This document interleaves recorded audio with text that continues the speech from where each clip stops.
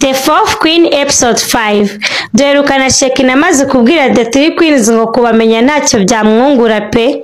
Ubundi se ko yaramaze no kubakomeretsa ngo revo yabo yo muri class yayibonye baba barabyakiriye bate. Reka dukomeze twiyumvire uko byagenze. Ubwo Kefa yahise yumva ibyo bintu bimukoza ahantu, arangije yegera Shekina ambwira ati "What? You just say?" Ngo kutumenye ntacyo byakumarira. Ngo we are just nta n'ikintu tuzi muri class ngo watubonye. Shekina yaje ambwira ati that's the truth. Niyo mpamvu bikubabaje. Kare kose se ko waruhagaze nta kintu wavuze mbe muko. Ariko nyine ubonye ko nkukubisa hababara, nkuvugishije ukuri, nkakubwiza ukuri uko ibintu bimeze, uko bihagaze ntaciye ku ruhande, uratangiye uraje unyishyanutswaho. Yeah, that's the truth. Nabisubiramo nkabihagararaho.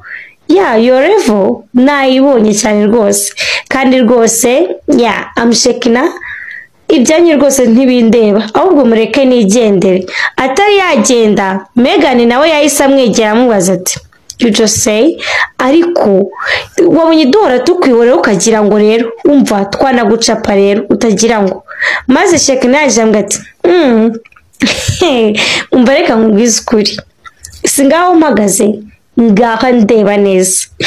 Nushaka uhere ku gitsi, ugere ku mano, uzamuke ugere no ku musatsi. I'm Shekina, ndakubwiye ngo izo nzara zawe sizo za nyuma ku mubiri, nta na kamwe kana n'umuyaga wako ntiwawumuhisha ngo ngereho. Urabyumva neza? Ahubwo umva nkubwire, mumva imbere nigendere, mumva imbere nigendere. I have many business man, I have many things to chase. Ntabwo mfite umwanya wo kwirwana namwe muri aya magambo atagize icyo afashije, atagize n'icyo anyongereye. Basi ubu saho twavuganiye nungutse iki? Ndababwiye ngo njye mba mfite business nyinshi cyane mu mutwe. I don't have time. Ntabwo mfite igihe cyo kwirwana namwe muvuga ubusa. Ubwa Nisa yahise yongera amati akomega, reka nkubwire, usibye no kwishyanutswa gusa, ariko wabonye n'ukuntu kajyaga kishyanutswa kuri gift. Maze Shekina ahita aseka cyane ambwira ati ariko sida wafushe. Oh, usha, sorry pre. Sorry, I'm sorry. Niba wafishe rwose, I'm really sorry.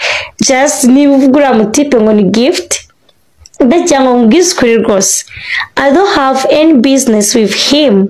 Nta business nimwe mfitanye nawe rwose. Wumva aho umutima wawe ukeye utuje, nyine fata utuzi usome wumva umeze neza. So mutuzi wumva ucururutse rwose. Niba rura mutipe wavugaga ngo ni gift, gift ya buriya ni urumva navugana nawe iki? He just come yambaza guhondi we naho naje nturuka and congratulate me. Yanambwiye ko rwose ndi umukobwa ufite intego kandi niga neza nkanatsinda muri class. Ibyo nibyo twaganiriye. Then another business, ibyo ukeka, you just, that's your business only. Ibyo byose nabwiye ko ngiye bitandeba habe. Urumva neza? Ntabwo bindeba rwose pe. Just wumva utuje my dear.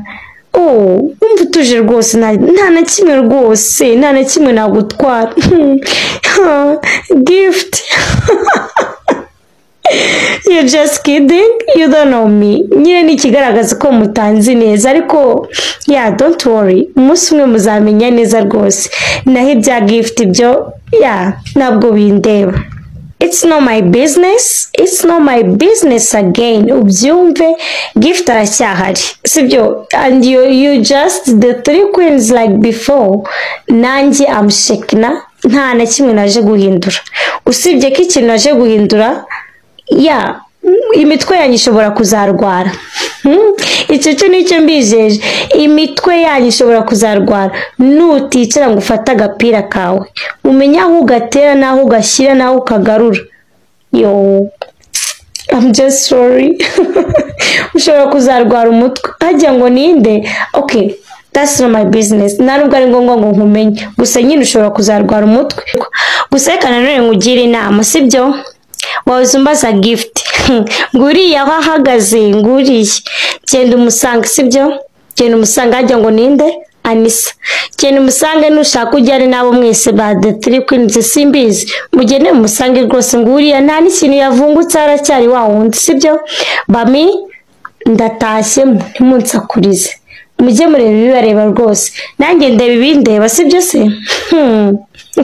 ako nyine ndabakunze nabakunze The Three Queens muracyari ibyamamare rwose ntacyo mwabaye kandi na gift wanyu aracyahari sibyo muracyari ibyamamare na gift wanyu aracyahari muke kumureba naho Shekina mumva imbere nitahire ubwo Shekina kiva aho ngaho yahise yigira mu rugo gusa akigera mu rugo wabonaga ari urugo ruciriritse rutandukanye n'ubuzima dusanzwe tumuziho maze mama waramubwira ati ako Shekina utashize isaha ubu uri kubona urajya ku kazi ryari ako urabizi neza ko amasaha yakujyanye ako ndebera nk'igihe utahiye ndabona rya shuri wagiye kwigaho rishya rero utazarishobora ndabona utazarishobora ngo urifatanye n'ishuri Shekina ntabwo bizavamo rwose Shekina yambwira ati ma ndakwinginze nyizera nzabikora neza cyane kandi byose urabizi gusa nyine uyu munsi nakerejwe n'akantu gato kare kabaye ku ishuri kandi urabizi ntabwo nzabyongera ma